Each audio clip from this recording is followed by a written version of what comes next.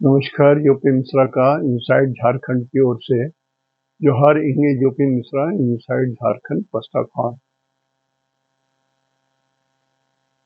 आज भी मैं आपको जो कल योग खंड के बारे में बता रहा था, एक दो जगह थोड़ा सा रिमार्क हमको अंदाज लगा कि मैं ढंग से नहीं क्लियर कर सका हूँ, तो मैं आज भी दूसरे एग्जाम्पल के साथ बता रहा हूँ।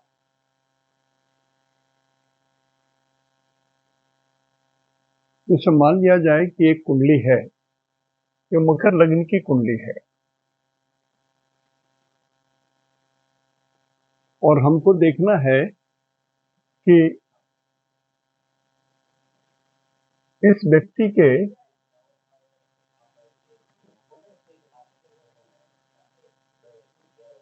भाग्य में सुख है या नहीं है, हमको ये देखना है। बेटा साउंड ज्यादा है ज्ञानेश।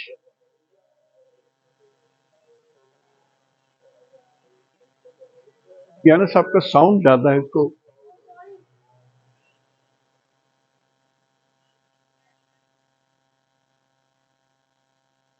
मुझे ये देखना है कि जिनकी भी ये कुंडली है,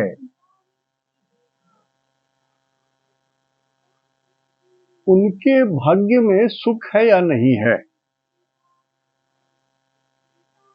कल हमने दिखलाया था कि दुख कैसे, शनि है तो किनको दुख होगा। हर जिसके भी जिस भाव से भी शनि अष्टम पड़ेगा, कर्क राशि में ही पड़ेगा अभी, लेकिन कर्क राशि लग्न में भी हो सकता है, सेकंड हाउस में भी हो सकता है, थर्ड हाउस में हो सकता है, फिफ्थ हाउस में हो सकता है, नाइन्थ हाउस में हो सकता है। तो वो सबके लिए हानिकारक होगा या नहीं होगा, ये आपको समझना पड़ेगा। कहाँ कहाँ हानि करेगा। कर्क राशि यदि आपकी पड़ती है, किसी की यदि यहाँ पड़ रही है, तो 11 का शनि यहाँ पर है, अभी गोचर की बात बोल रहा हूँ, शनि यहाँ पर है तो विवाह में अड़चन करेगा, विवाह में बाधा करेगा, अष्टम पड़ेगा।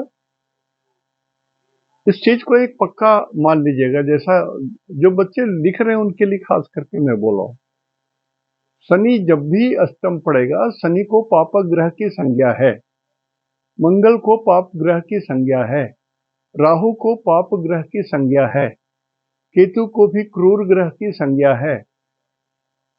तो ये जिस भाव से अष्टम पड़ेंगे गोचर में भी, उस समय उस भाव को हानि होगी। थ्योरी ये है।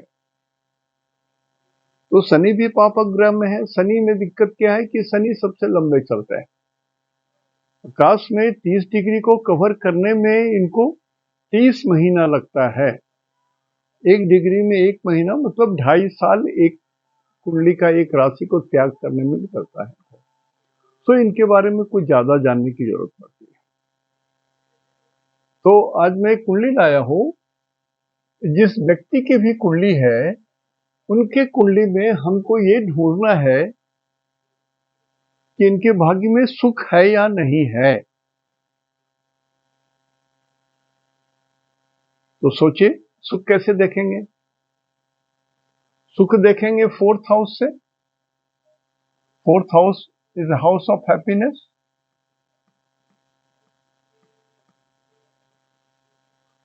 और भाग्य में है या नहीं है, तो 9th हाउस देखेंगे। इसमें भी हाउस ऑफ हैप्पीनेस दिखाई देगा, भाग्य में है कि नहीं है। और ये सुख मिलेगा किसको, किसी को तो मिलेगा ना। तो लग्न को मिलेगा, मतलब व्यक्ति को जिनके भी कुंडली है उनके लग्न को भोग होगा। और एक बात और मैं रूल बता चुका हूं कि कुंडली में कुछ भी योग बना हुआ हो, कितना बड़ा भी योग बना हुआ हो, यदि वो भाव जेन केन प्रकारे न लग्न से ना जुड़ा हुआ हो, तो उस भाव आपकी जिंदगी में कोई असर नहीं पड़ेगा। जैसे आप देखिएगा, कि नाइन्थ लॉर्ड की जब दशा चले तो शुभ होनी ही चाहिए।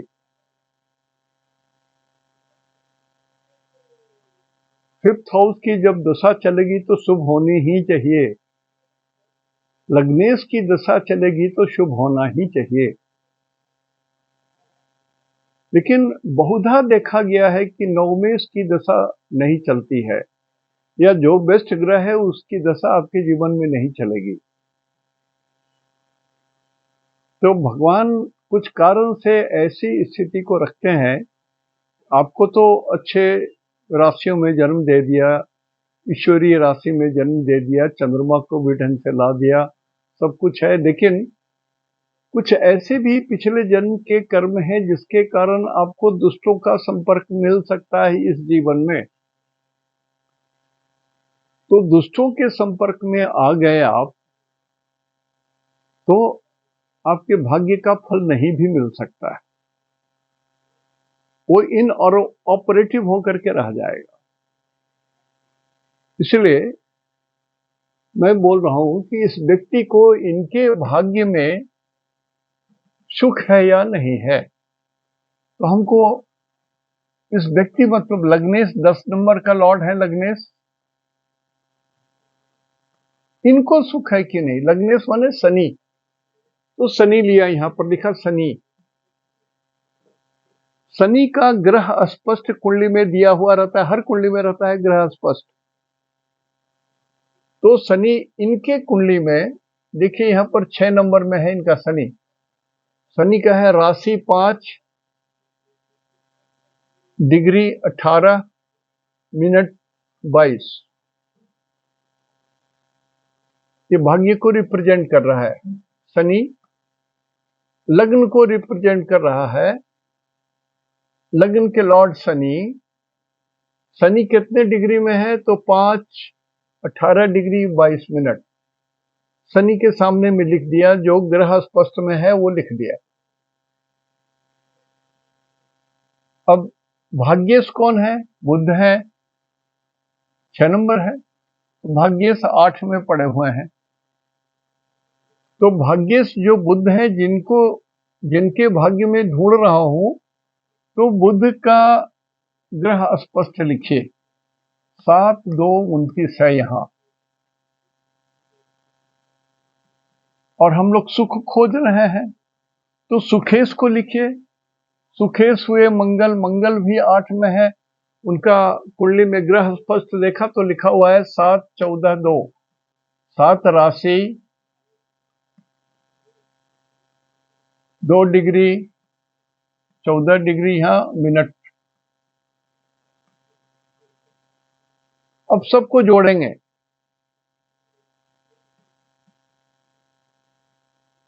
9-2-11, 2-13 का 3, 2-2-4-1-5, इतना मिनट हुआ। तीनों को जोड़ रहे हैं हम।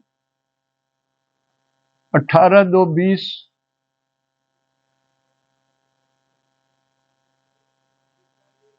और 14-34, तो 30 डिग्री से ज्यादा हो गया तो 4 लिखा। 30 डिग्री का एक घर होता है तो एक इधर चला आया राशि में, तो ये हुआ 6, 7-6 13, 6 7-7-14, 5-19, और इधर से एक लिए हैं, जोड़ेंगे इसको, डिग्री को जोड़ेंगे। 30 डिग्री से ऊपर हुआ तो एक यहां पर जोड़े तो 6 हुआ। 6-6-12-6 यहां पर जोड़ेंगे। सॉरी, ये 7-7-14 और 6-22।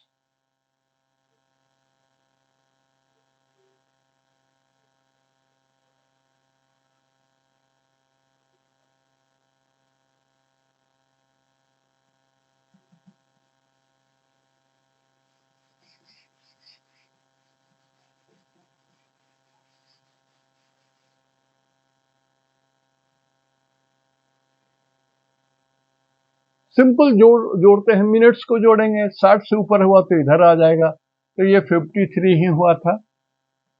60 से लेस है तो कहीं उधर नहीं आया। 18-2-20 34, 34 का 4 30 है, तो एक राशि बन गया। एक राशि में 30 डिग्री होते हैं, तो ये 6 हुआ, और 14 और 6 ये 20 हुआ।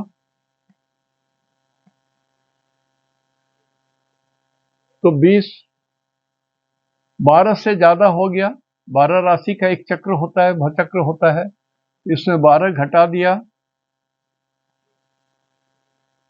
तो आया 53, 4 और 8,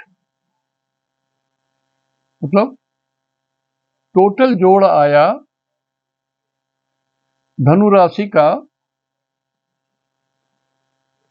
8 पार हो गया, मतलब धनु राशि में है ना, वृश्चिक पार हो गया, धनु में आया, तो धनु का 4 53,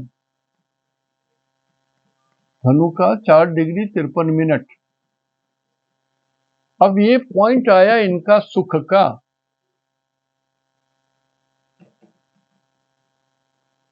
9 4 53 है ये सही माने में।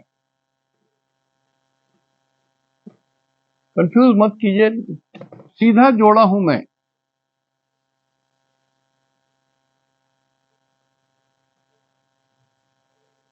चलिए लिखिए, एक स्टेप में काट लेता हूं तो दिक्कत हो जाता है। 8, तो ये 8 राशि है, 8 राशि पार कर गया तो 9वें में गया, तो 9वें का 4 डिग्री, 9 का 4 डिग्री, तो हम नवांश जान जाएंगे, तीसरे नवांश में है धनु राशि का। तो इनका सुख कहां है? इनका सुख छिपा हुआ है 9 नंबर में।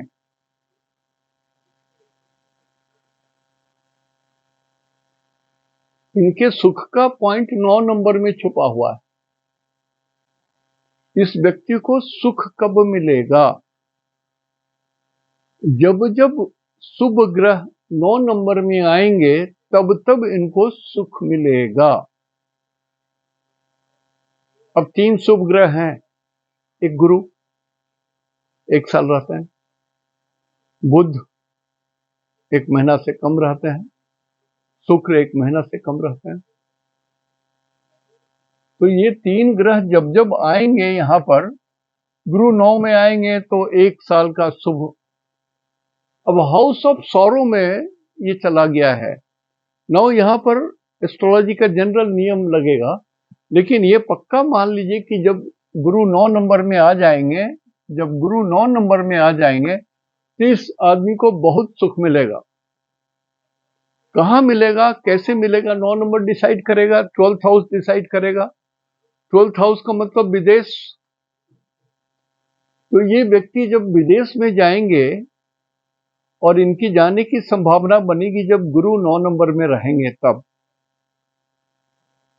गुरु 9 नंबर में रहेंगे तब इसकी संभावना रहेगी। तो इनको सुख मिलेगा कहां? विदेश में। 9 नंबर इनका 12th हाउस है, 12th हाउस माने विदेश, तो विदेश जाने से इनको सुख मिलेगा। और राहु भी है, ये भी विदेश को इंडिकेट करता है। इस घर में पहले से एक राहु बैठा हुआ है, तो विदेश का चक्र 2 बार आ गया। अब भगवान बोलते हैं कि जब गुरु जब जब 4 बार 5 बार आएंगे ना, 13 साल में गुरु अपने जगह में पहुंचते हैं। तो एक 13 दूनी 26, 13 39, 13 चक्र 52, 13 25 65, मान लिया 80 साल की उम्र, एक बोल रहा हूं 80 से 90 साल के बीच की आयु है, मूल मान लिया जाए, तो 13 छक्का 78, या 12 ही रखिए तब भी होगा, 12 यहां आएगा, 12 साल यहां आ जाएगा, तो 12 अट्ठे 96, 8 चक्कर तक तो हम लोग गिन सकते हैं। तो 8 बार जब गुरु 9 नंबर में आएंगे तो 8 बार इनको अपॉर्चुनिटी मिलेगी एक एक साल में ऊपर उठने का। समझ रहे हैं? दोबारा बोल रहा हूं मैं, जब तीनों ग्रहों को जोड़ा, लग्नेश को जोड़ा, भाग्येश को जोड़ा और सुखेश को जोड़ा यहाँ पर लिख करके, तो टोटल आया 8 4 53। 8 राशि 4 और 53 मिनट, तो 8 राशि बीता हुआ रहता है। तो 9 नंबर, 9वें राशि धनु राशि का ये 4 डिग्री 53 मिनट में ये पॉइंट आया, सुख का पॉइंट आया कहाँ? धनु राशि के 4:53 में। तो जब जब धनु राशि में गुरु जाएंगे 1 साल के निकले शुभ, मान लिया सूरज इनके शुभ ग्रह होते, तो सूरज यदि यहाँ पर आता तो 1 महीना का अपॉर्चुनिटी मिलता, जो भी परीक्षा वगैरह देंगे बहुत बढ़िया होता। बुध शुभ ग्रह है, जब भी यहाँ बुध आएंगे धनु राशि में, यद्यपि बुध और गुरु बहुत कॉर्डियल नहीं है, लेकिन दोनों शिक्षा के ग्रह हैं, तो ये बुध भी इनको जब भी यहाँ पर रहे, 1 महीना रहे, 1.25 महीना रहे, इनको बढ़िया सुख मिलेगा। यहाँ पर शुक्र भी जब आ जाएंगे तो इनको सुख मिलेगा। या इनके कुंडली में जो सबसे बेस्ट ग्रह है, जैसे इस कुंडली में शनि भी बेस्ट ग्रह है। शनि चूंकि लग्न लॉर्ड है और सेकंड लॉर्ड है, तो सेकंड लॉर्ड का रिजल्ट नहीं देकर के वो लग्न का ही रिजल्ट देंगे।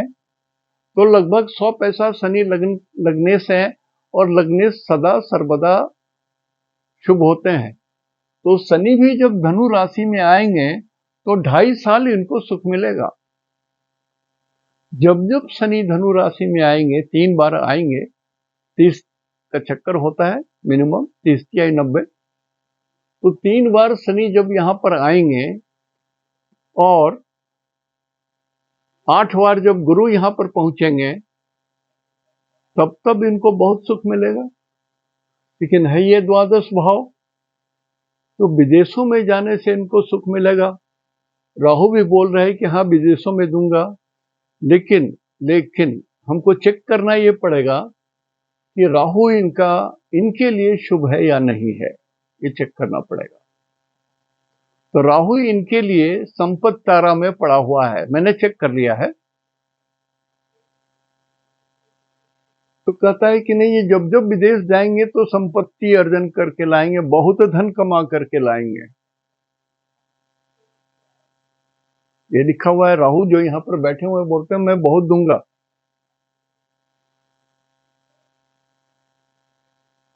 और 9 नंबर को जनरली इष्ट बोलते हैं, और मेदिनी ज्योतिष के हिसाब से ये 9 नंबर जो है ये नॉर्थ वेस्ट होते हैं।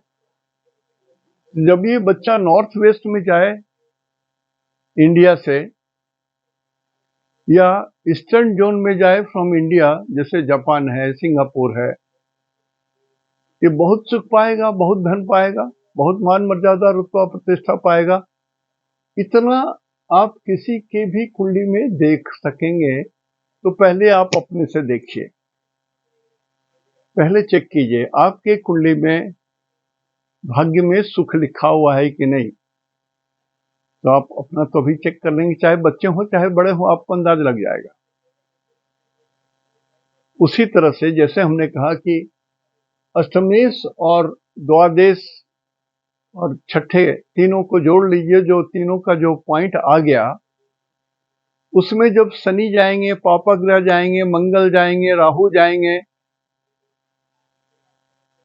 केतु जाएंगे, तो दुख मिलेगा, तब दुख मिलेगा। अब क्या है इसका यूज कैसे है?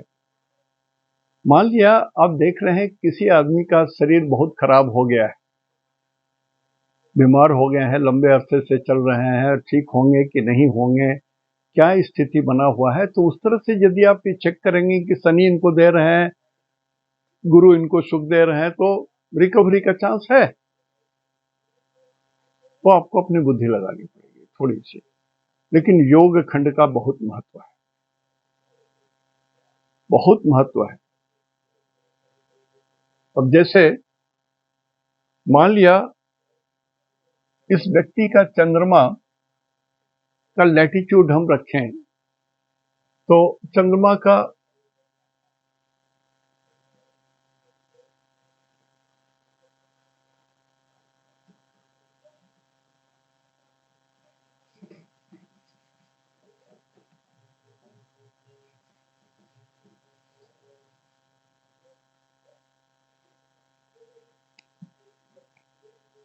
ये लग्नेश है, और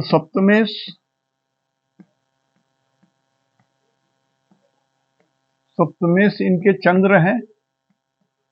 चंद्र का लैटिट्यूड जो है मैंने ग्रह स्पष्ट वो देखा लिखा हुआ है 3, 17, 10। तो लग्नेश और सप्तमेश को जोड़ दीजिए। ये 32 मिनट 8, 7, 15 के 5 हाथ में रहा 1, 2, 3 नहीं होगा, 3 होने से 1 इधर चला जाएगा, तो ये 0 हुआ, और 1 इधर आया तो 5, 1 6, और चंद्रमा का 3 9, मतलब 9 डिग्री पार हो गया, 9 राशि पार हो गया। 5 डिग्री 32 मिनट में है तो 10 नंबर हो गया। 9 राशि पार हो गया मतलब 10वें नंबर में है यहाँ। तो जब गुरु लग्न में आएगा, 10 नंबर इनका लग्न है, जब गुरु लग्न में आएगा, यदि ये जानने के लिए बोल रहा हूं, यदि ये बच्चा है, मान लिया बालक है, कॉलेज जा रहा है, तो जब शनि इस घर में जब आएंगे तो शादी होने का समय आ जाएगा, इसलिए कि चंद्रमा सप्तमेश है। सप्तमेश का जो चंद्रमा का है, हमने ग्रह स्पष्ट जोड़ा है और लग्नेश का जोड़ा है। तो जब जब मकर राशि में शुभ ग्रह आएंगे, गुरु आएंगे, इवन शनि आएंगे, शनि शुभ है यहाँ, शुक्र भी शुभ है यहाँ। तो जब जब ये 3 ग्रह आएंगे तब तक इनकी शादी का संयोग बनेगा। क्यों? ये लग्नेश और सप्तमेश को जोड़ने से ये 10वां राशि आया। तो 10वें राशि में या मकर राशि में जब अच्छे ग्रह आएंगे तो शादी की संभावना होगी। एक कॉमन सेंस की बात है। तो ये जानना जरूरी है, ये समझना भी जरूरी है। और समझ गए हो तो ठीक है, नहीं समझे होंगे तो 2-3 बार सुन लीजिए हमने जो कहा है। बहुत सिंपल बात बोल रहा हूं, लग्नेश को सारा फल भोगना रहता है। कोई भी चीज है, सुख या दुख है, शादी हो ब्याह हो, सब लग्नेश को मिलता है। लग्नेश इज द बॉडी, लग्नेश को ही सारा सुख दुख प्राप्त होगा। तो जिस भाव का आपको जानना है, जैसे पुत्र से सुख होगा कि नहीं इसको, तो लग्नेश का जो डिग्री है जोड़ लिया, लिख लिया, 5, 17 है, मान लिया 5, 17 ये राशि है, ये डिग्री है शनि का। और पंचमेश पुत्र हुआ तो इनको संतान से सुख मिलेगा या नहीं, और मिलेगा तो कम मिलेगा। मान लिया ये शुक्र की डिग्री यहां पर है 8, 10, तो 27 और 8, 5, 13 नहीं होता है, 12 से अधिक हो गया, तो 12 से 1 13 हुआ, तो एक पार हो गया है। तो वृषभ राशि का,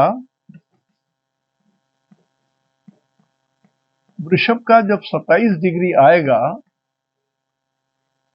और इस पर जब जब शुभ ग्रह आएंगे तो इनको बच्चे का सुख मिलेगा, संतान सुख मिलेगा। बच्चा चाहे अमेरिका इंग्लैंड कहीं भी पढ़ने चला जाए, उसमें 27 डिग्री पर जब आएंगे वृषभ राशि के, उसमें गुरु आ गया तो उस साल बच्चा आएगा, प्रेम से अपने पापा मम्मी पापा का सेवा करेगा।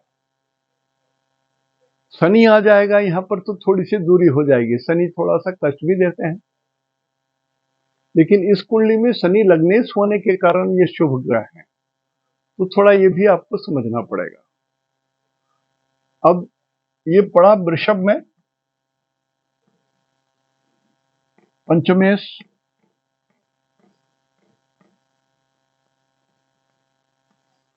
बच्चे से जो सुख होगा वो 27 डिग्री वृषभ का पड़ा, यहीं पर पड़ा। अब ये ऑलरेडी संतान का भाव है, और इसी भाव को भगवान ने कहा कि हाँ यहां से सुख मिलेगा, तो इस व्यक्ति को अपने बच्चे से जो भी प्रथम गर्भ में हो उसे पूरा सुख मिलेगा। इसको नोट करके रख लीजिए, बहुत काम की चीज है। ये सब कोई नहीं बताएगा आपको, जल्दी किसी किताब में भी, जनरल किताब में नहीं मिलेगी आपको।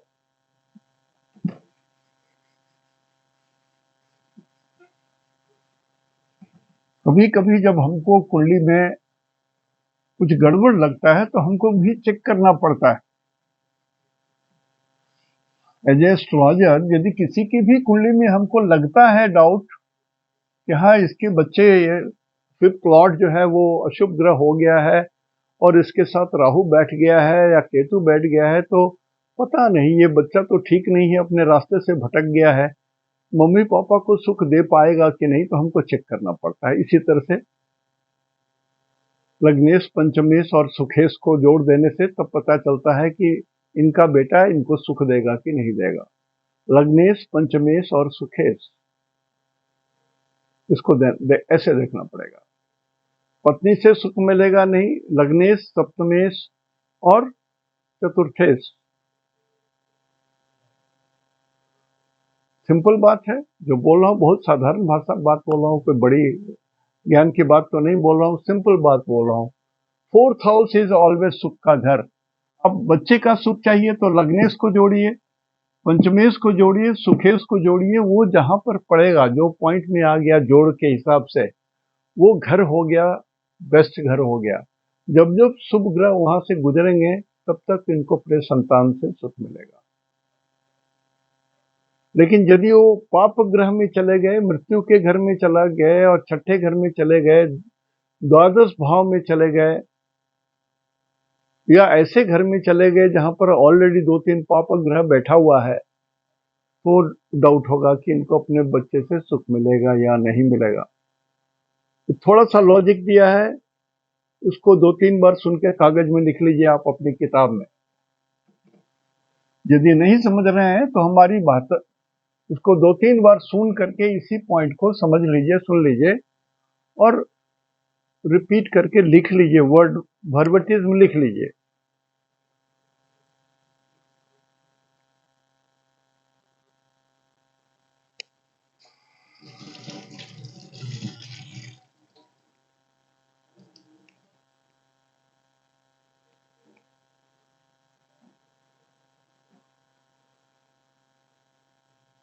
ये सब डीप समुद्र में बिखरा हुआ मोती है एस्ट्रोलॉजी का, और 99% एस्ट्रोलॉजर यूज नहीं करते हैं।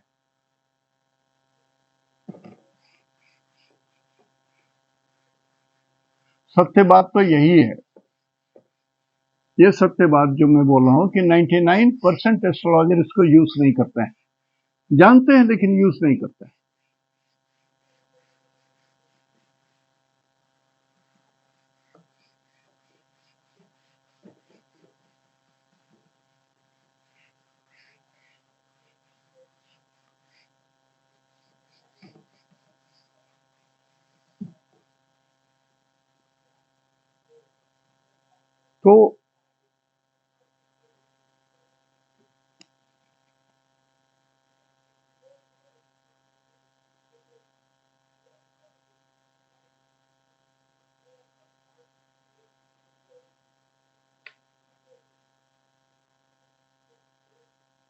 तो लग्न कुंडली या लग्नेश के हिसाब से आप हर भाव को जोड़ सकते हैं। लग्नेश, दशमेश और सुखेश। नौकरी में सुख है कि नहीं है, नौकरी आपका आपके मन के लायक है कि नहीं, देख सकते हैं ना। या आपको धन ही देखना है, जिंदगी में धन से बड़ा कुछ नहीं, यही देखना है, तो लग्नेश, द्वितीयेश, एकादेश और सुखेश देख लीजिए धन से सुख मिल रहा है कि नहीं, चारों को जोड़ दीजिए। जहां पर वो पॉइंट पहुंच रहा है, जिस भाव में पड़ रहा है, उस भाव में अच्छे ग्रह या बुरे ग्रह जब जब जाएंगे, तदनुसार आपको पड़ेगा। यदि ये मृत्यु के घर में चला गया, पॉइंट सीधा मृत्यु के घर में ही चला गया है 8th हाउस में, तो आप बिजनेस कर रहे हैं तो आपका बिजनेस डूब जाएगा। नौकरी में है तो 2-3 बार आपकी नौकरी चली जाएगी, निकाल दिए जाओगे। तो बहुत कुछ जाना जा सकता है। ये जानने के बाद तर्क आपको अप्लाई करना पड़ेगा। एस्ट्रोलॉजिकल जो रूल्स है वो तर्क आपको अप्लाई करना पड़ेगा। बहुत सिंपल बात है, कोई गंभीर चीज नहीं है।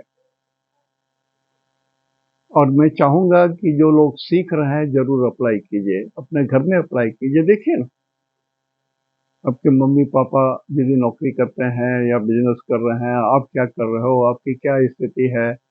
आप सेकेंड लॉर्ड और फोर्थ लॉर्ड को जोड़ दीजिए, लग्नेश को जोड़ दीजिए, जो पॉइंट मिलेगा वो शिक्षा का पॉइंट हो गया। अच्छे ग्रह जब आएंगे तो आपका रिजल्ट बहुत बढ़िया होगा, खराब ग्रह जाएंगे तो रिजल्ट खराब हो जाएगा। उस साल आपको ज्यादा मेहनत करनी है, ज्यादा मेहनत करेंगे तो मैच कर जाएगा आपका। ये मैंने एकदम जादू की पुड़िया है जो मैं बोल रहा हूँ।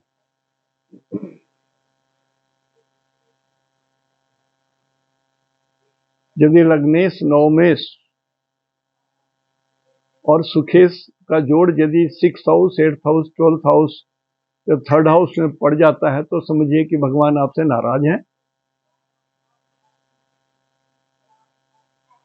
तो जब आप प्रेयर करते रहिएगा, प्रार्थना करते रहिएगा, उसमें जब गुरु आ जाएंगे तो ईश्वर की कृपा उस साल आप एकदम मनोयोग से लगा दीजिए, भगवान थोड़ा प्रसन्न तो जरूर हो जाएंगे।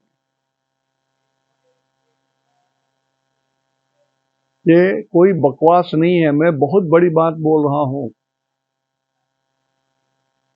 बहुत बड़ा रहस्य खोलता है ये योग खंड। नोट कर लीजिए। जो लोग पके पकाए हैं उनको नहीं बोल रहा हूं, जो बच्चे सीख रहे हो ना, आपके लिए ये गहरे कुएं में गिरने के बाद आपको भीतर में सोना चांदी प्रकाश मिल रहा है, सब कुछ चांदी का चमक, सोने का चमक उस कुएं में मिलेगा। ढूंढो ना आप। ठीक है, तो आज यहीं तक रखिए। कल फिर कुछ नई चीज या सामान्य हित में कोई चीज लेकर के आऊंगा। देखिए, ये जो हमने जनरल रूप से जो बताया है,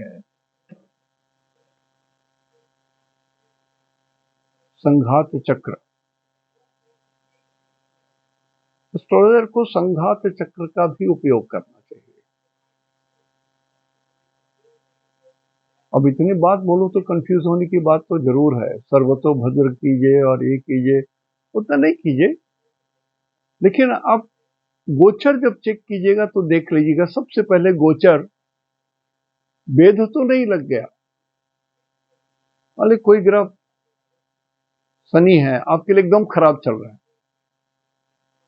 और ऐसे जगह में वेद में आ गया कि चलिए 6 महीना या 1 साल तक आपको वेद कर रहे हैं गुरु के द्वारा या राहु और किसी ग्रहों के द्वारा, तो आपको पाप का फल तो नहीं मिलेगा, वेद हो गया है। पाप का फल नहीं मिलेगा, शुभ का मिलेगा या ना मिलेगा वो फिर एनालिसिस के ऊपर में है। तो वेद जानना जरूरी। फल कथन करने के लिए गोचर का जब रिजल्ट बोलेंगे आप, तो पहला अप्लाई कीजिए वेद। किस किस ग्रह को वेद लगा है और कब तक लगा रहेगा, पंचांग से निकाल दीजिए। देखिए, सूरज को किससे वेद लग रहा है, कब तक लग रहा है। गुरु को कब तक वेद लग रहा है, मंगल को कब तक वेद, लिख लीजिए। तब गोचर का फल आप सोचिए कि आपको क्या रिजल्ट मिलेगा। ये तो रुका हुआ है, ये रुका हुआ है, इसका तो रिजल्ट आना ही नहीं है। तो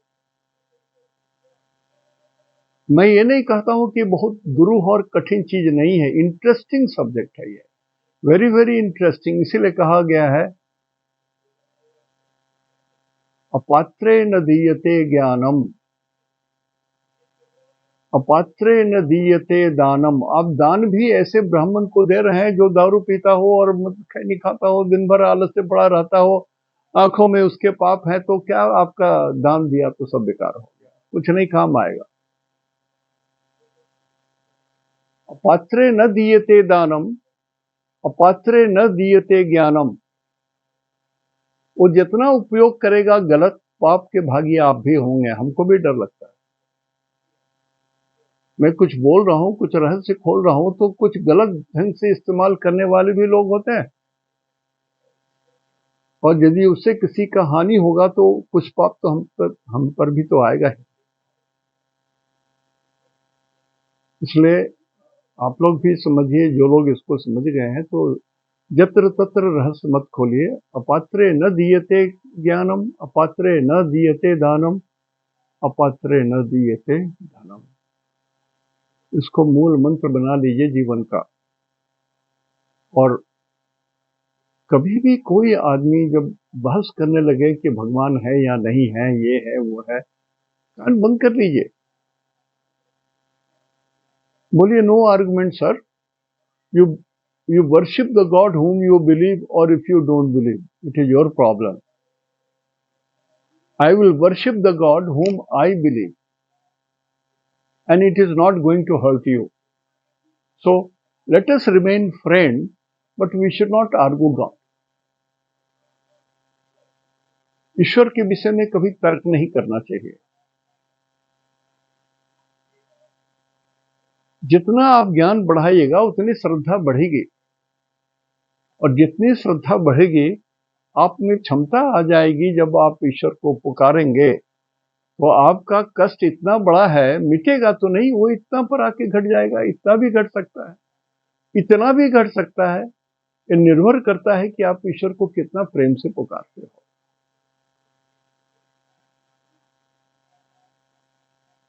ये जो अपनी भारतीय संस्कृति है, इसके ऊपर में कुछ भी मैं बोलने जाऊं, सनातन धर्म के बारे में कुछ भी बोलने जाऊं, तो ये सब मैटर इतना गंभीर हो जाएगा आजकल के पॉलिटिकल सिस्टम के कारण, कि कल को मैं भी जेल चला जाऊं। तो ऐसे शब्द ना बोलिए जो जिसके अर्थ समाज को नष्ट कर सकते हैं। वाणी में पवित्रता लाइए। वसुधैव कुटुंबकम, सबका सुख हो, सबका कल्याण हो, इस तरह की भाषा एस्ट्रोलॉजी में यूज करनी चाहिए। कहने का मतलब, मान लिया आप किसी का देख रहे हैं कुंडली में कि उनकी मृत्यु निकट आ गई है, डोंट से कि आपकी मृत्यु निकट आ रही, वो तो परमानेंट चीज है। आप ये बोलिए कि ईश्वर की कृपा आप पर कम हो गई है, अब थोड़ा और ईश्वर को पकड़िए ना, प्रेम से पकड़िए, जकड़ लीजिए भगवान को। ईश्वर कल्याण करेंगे आपका। और यदि आप मेरी बात ना मानेंगे, ना समझेंगे, तो वो आपका प्रॉब्लम है सर। हमको जो कहना था मैं कह दिया। इसलिए बहुत सारी चीजें बताई नहीं जाती कुंडली में। 8th हाउस का बहुत विश्लेषण नहीं किया जाता है, 12th हाउस का बहुत विश्लेषण नहीं किया जाता है। 12th हाउस जो है मृत्यु के उपरांत की गति है, और 8th हाउस जो है वर्तमान की जीवन की गति है। ये वर्तमान का है 8th हाउस, और 12th हाउस नेक्स्ट जन्म का।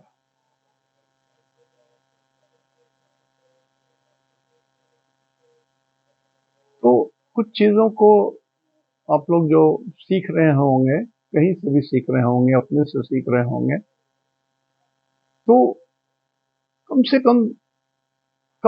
कम 25-30 कुंडली में उसको उपयोग करके देखिए सही होता है कि नहीं। कोई भी रूल जो आप सीखे हैं उसको देखिए सही होता है कि नहीं। जब कम से कम 30 कुंडली 25 कुंडली में जब आप देख रहे हैं कि रिजल्ट हो रहा है, तो उसको आप सत्य मान लीजिए कि हाँ, मैं इस ढंग से बोल सकता हूँ, ये सही होगा। जैसे एक सिंपल एग्जांपल दे रहा हूँ, second house. Second house is a house of schooling. अब सेकंड हाउस में मान लिया किसी का राहु है और मंगल है, अब भाव बल भी कम है, तो इस बच्चे को स्कूल में पढ़ाई में मन नहीं लग रहा है, और उसके साथ एक विजातीय फ्रेंड है जो उसके जात का नहीं है, वो विजातीय है, दूसरे जात का है, और एग्रेसिव लड़का है, बदमाश है, मारपीट भी करता है, उसका चार चरित्र भी बहुत बढ़िया नहीं है। उसके प्रभाव के कारण इस बच्चे की पढ़ाई घट गई है, स्कूलिंग में गड़बड़ है। तो माता पिता को ध्यान देना है कि ऐसे बच्चे के प्रति बराबर जागरूक रहें कि स्कूल में कैसे रहता है, कौन इसका मित्र है। हेडमास्टर साहब से जाकर के या प्रिंसिपल साहब से जाकर बोलिए कि सर थोड़ा सा रिमार्क चाहिए हमारे अपने बच्चे के लिए, जो क्लास टीचर है जरा उनको आज्ञा दीजिए, मैं जाकर मैं बात कर रहा हूँ उनकी छुट्टी के समय में। तो आपको लगा रहना पड़ेगा, उसके दोस्तों से मिलिए, कारण कि ये स्पष्ट है सेकंड हाउस में यदि मंगल और राहु है तो बच्चा तो डिरेल हो गया है, और मैथ तो किसी जिंदगी में उसको नहीं आएगा, तो साइंस पढ़ाने का तो होप छोड़ दीजिए। हाँ, माइनिंग का कुछ चीज सिखा सकते हैं, या और भी किसी और चीज को आप सिखा सकते हैं, तो ये चीज उपयोग करने की चीज है।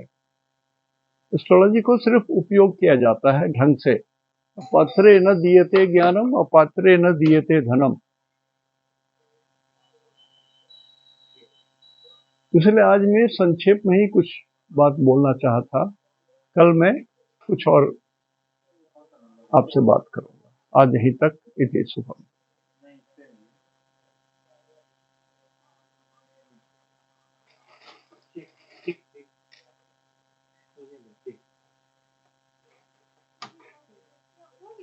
हम्म।